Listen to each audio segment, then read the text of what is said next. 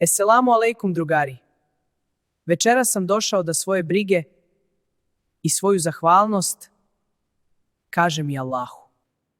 Nekad pričamo mami, nekad pričamo babi, nekad pričamo sestri ili drugu, ali zaboravimo da možemo pričati i onome ko nas uvijek čuje. Nekad me nešto brine, nekad se bojim da nisam dovoljno dobar, a nekad samo želim reći hvala.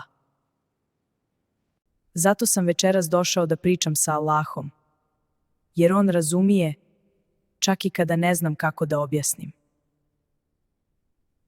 Ako i tebe nešto brine ili se želiš zahvaliti, možeš pričati s njim. Hajde da mu zajedno kažemo ono što nam je u srcu.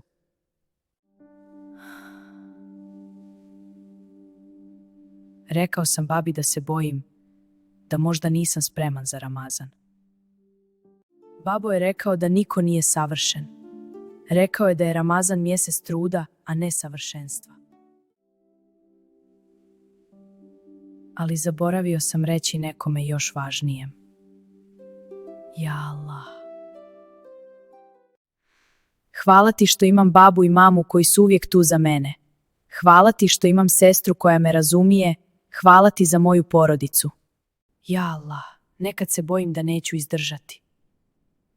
Bojim se da ću pogriješiti. Ali ja želim pokušati. Želim biti bolji. Babo kaže da Allah voli kada se trudimo. I ja se trudim da svaki dan budem bolji.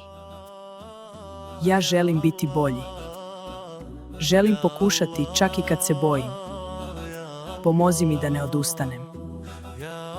Hvala ti što me razumiješ.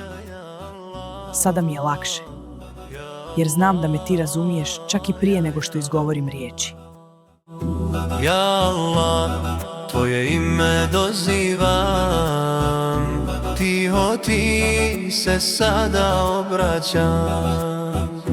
Kad se bojim, kad sam slab, uz mene si svaki dan. Ja Allah, snagu mome srcu daj. Ako padnem, podigni me, učini me boljim sad.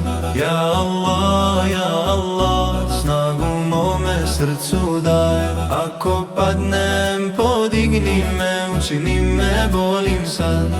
Kad je noć i kad je tiho, znam da čuješ svaku riječ.